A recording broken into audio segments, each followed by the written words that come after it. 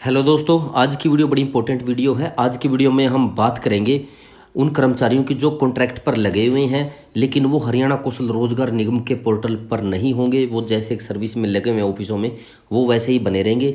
लेकिन काफ़ी कर्मचारी ऐसे हैं जो ये नियम होने के बावजूद भी उनको हरियाणा कौशल रोजगार निगम के पोर्टल पर रजिस्टर कर दिया गया है और वापस उनको बैक नहीं किया जा रहा है। इस बारे में काफ़ी कर्मचारी अपने डिपार्टमेंटों में लड़ाई कर रहे हैं, झगड़ा कर रहे हैं कि उनको वापस लेके आ जाए, डिमांड कर रहे हैं।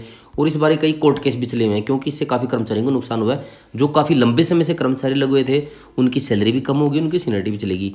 तो चलिए, आज की इस वीडियो में, वीडियो लंबा हो सकती है, आप वीडियो को जरूर देखिए पूरा। तो आज की वीडियो में बताएंगे कि वे कौन कौन से कर्मचारी हैं जो हरियाणा कौशल रोजगार निगम के पोर्टल पर रजिस्टर नहीं होंगे। तो चलिए, मैं आपको हर वीडियो में बताता हूँ कि कोई ना कोई प्रोसीजर का, कोई भी कार्य करना होता है डिपार्टमेंट का तो उसका नियम होता है। तो इसका भी एक नियम है। यह नियम है हरियाणा कौशल रोजगार निगम की जो पॉलिसी है, जिसका नाम है deployment of contractual persons policy 2022, जो आप स्क्रीन पर देख रहे हैं। 30 जून 2022 को जारी हुई थी। इसी में ही लिखा हुआ है, इसका तीसरा पॉइंट है एप्लीकेशंस ऑफ पॉलिसी। इसमें लिखा हुआ है कि ऐसे कौन कौन से कर्मचारी हैं जो हरियाणा कौशल रोजगार निगम के पोर्टल पर रजिस्टर नहीं होंगे, सब पहले की तरह ही बने रहेंगे सर्विस के अंदर। तो चलिए वीडियो को शुरुआत करते हैं। मैं आपसे रिक्वेस्ट करूंगा, अगर आपने चैनल को सब्सक्राइब नहीं किया, प्लीज़ चैनल को सब्सक्राइब कर लें, वीडियो को लाइक ज़रूर कर दें, क्योंकि वीडियो को लाइक करने से वीडियो ज़्यादा फैलती है। तो चलिए शुरुआत करते हैं कौन से कर्मचारी हैं। पहले इसको पढ़ेंगे, फिर इसको आसान भाषा में बताएंगे।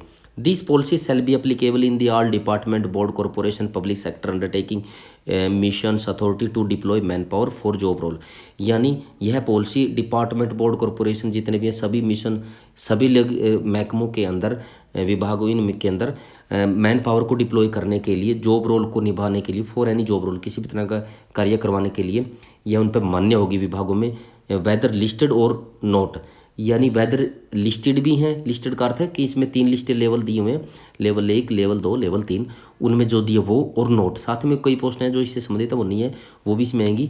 वो ये पॉलिसी मान्य होगी इन दी अनेक्सर ऑफ निगम wage rate but is of the level first to level third. यानी जो 3 लेवल हैं उसमें उन पर मान्य होगी। However this policy shall not be applicable to the following. यह पॉलिसी निम्नलिखित पर नहीं मान्य होगी। कौन कौन सी होगी वो आ गई अभी काम की बात। पहला ही ऑप्शन है इसके अंदर, this service level agreement, short में बोलते हैं इसको SLA, सर्विस लेवल एग्रीमेंट। मैं इसको पहले खोल के बता देता हूँ कि ये है क्या। सर्विस लेवल एग्रीमेंट वो होता है, एक तो जैसे कोई कॉन्ट्रैक्चुअल, यानी मैं किसी डिपार्टमेंट में लग गया कॉन्ट्रैक्ट पर, तो जब मेरा वो डिपार्टमेंट का जो एग्रीमेंट होगा वो मेरा वो डिपार्टमेंट का होगा, वो सर्विस का नहीं होगा। सर्विस लेवल में वो एग्रीमेंट होता है जो किसी काम को लेकर होता है। अगर मैं सर्विस लेवल का किसी डिपार्टमेंट से मैं अगर एग्रीमेंट करता हूँ तो वो एग्रीमेंट ये होगा कि भैया यह काम करवाना है, उसको 1 बंदा काम करे, 2 बंदे काम करें, 3 करें, कितने ही करें, काम करवाना है। उन्होंने ये नहीं देखना कि कितने बंदे लगेंगे, वो होता है सर्विस लेवल एग्रीमेंट। चलिए अब आगे बढ़ते हैं। Service level agreement made by an organisation through tender on contract basis, example cleaning of premises. Premises होता है जो जगह होती है, आंगन होता है, जो आंगन ऑफिस का जो ग्राउंड होता है। House keeping service without any reference of number of man power. यानी जो सर्विस लेवल एग्रीमेंट जो किसी ऑर्गेनाइजेशंस के द्वारा टेंडर के थ्रू किया हुआ है, और इस तरह की जो ये काम है, cleaning of premises, house keeping, इस तरह की, यानी बिना रेफरेंस दिए हुए नंबरों का, भाई कितने कर्मचारी काम करेंगे। अगर ऐसा एग्रीमेंट बना हुआ है तो वो उसमें अगर कोई कर्मचारी काम करता है वो इसमें नहीं आएगा, वो सेम एज इट इज बना रहेगा। और आगे ये दिया हुआ इसमें, such contract shall be decided by the organisation concerned at its own level as before. यानी उसी डिपार्टमेंट के द्वारा, ये ऑर्गेनाइजेशन के द्वारा इनको संभाला जाएगा। However this policy shall be applicable if the number of personal of the level first, second और third are mentioned in any kind of service.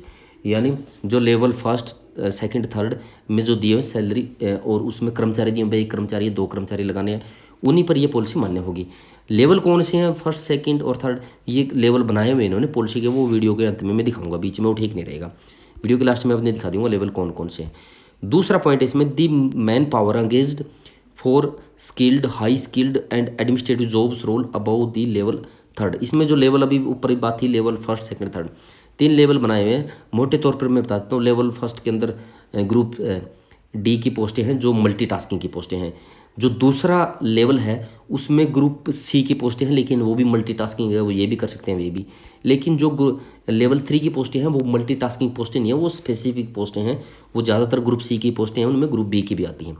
अगर इसमें दिया हुआ अबव लेवल थर्ड, यानी तीसरे लेवल से भी अगर बड़ी पोस्टें हैं पर लगे हुआ है तो वो भी इसके अंदर नहीं आएगा, हरियाणा कौशल रोजगार निगम के अंदर। समझ गए ना? अगर कोई समझ में ना आए तो आप कमेंट्स में डाल देना, दोबारा से फिर वीडियो बना देंगे। अगला तीसरा पॉइंट है the contractual person engaged by an organisation operating project schemes under projects guideline example NHM एसआरडीए।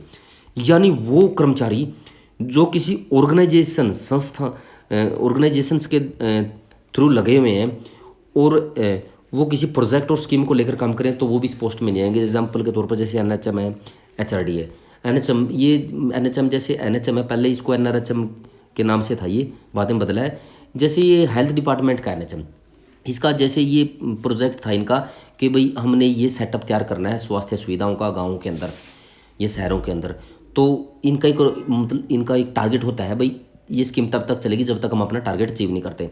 हालांकि ये चलती रहती है, अचीव करने के बाद इनके टारगेट बढ़ते रहते हैं। ऐसी ही अगर स्कीम है कोई, अगर उसमें कर्मचारी लगा तो वो हरियाणा कौशल रोजगार निगम के पोर्टल पर नहीं जाएगा, जैसे एनएचएम के। समझ गए ना?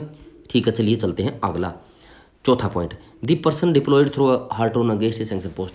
जो हार्ट ऑन के थ्रू लगे हुए हैं, जो सैंक्शन पोस्ट के विरुद्ध है, वो भी इसमें नहीं आएंगे। हार्ट ऑन के ज़्यादातर कर्मचारी सैंक्शन पोस्ट के विरुद्ध ही लगते हैं, क्योंकि जहाँ सैंक्शन पोस्ट नहीं होती वहाँ उनको परमिशन नहीं मिलती, क्योंकि सैलरी वहाँ से निकलती है कर्मचारी की जहाँ पोस्ट सैंक्शन होती है। तो ठीक है, हार्ट ऑन के थ्रू लगे हुए कर्मचारी भी इसमें नहीं आएंगे। पांचवा पॉइंट है the person engaged under outsourcing part 2। Part 2 के तहत जो कर्मचारी है वो भी इसमें नहीं आएंगे। पार्ट 2 के तहत कौन कौन से कर्मचारी है, पार्ट 1 क्या है, पार्ट 2 क्या है, मैंने अलग से वीडियो बनाया हुआ है, कमेंट बॉक्स में इसका लिंक, उसमें डिस्क्रिप्शन बॉक्स में इसका लिंक है, आप वहाँ से जाके देख लेना, चेक कर लेना कौन कौन से हैं। मोटे तौर पे मैं बताता हूँ, कॉन्ट्रेक्चुअल पार्ट 2 में के अंदर वो कर्मचारी आते हैं जो विभागों में खाली पड़ी पोस्ट के विरुद्ध कुछ समय के लिए डिपार्टमेंट या ऑफिस के द्वारा लगा ली जाते हैं। और इनका लगाने का जो प्रोसीजर है वो जैसे रेगुलर पोस्ट का होता है, लगभग ऐसा ही होता है। उनमें एडवर्टाइजमेंट भी करते हैं, वो इंटरव्यू भी लेते हैं, इसी तरह ये वो होता है पार्ट 2 वाले। डिटेल में आप उसमें डिस्क्रिप्शन में जाके वीडियो हमने बनाई है वो चेक कर लेना। छठा पॉइंट आ गया part time contractual worker like anganwadi worker, part time worker, pump operator. यानी जो पार्ट टाइम, जैसे कोई कर्मचारी है जो रेगुलर लगा हुआ है कॉन्ट्रैक्ट पर विभाग में, वो डेली 9 से 5 8 घंटे काम करता है, 8 घंटे ही काम ले सकते हैं हम। तो पार्ट टाइम जो कर्मचारी है वो ये लगे होते हैं ऑफिसों में 1 घंटा 2 घंटे 3 घंटे 4 घंटे बस। तो ऐसे कर्मचारी भी नहीं आएंगे जो लगे हुए, वो भी सेम एज इट इज चलते रहेंगे।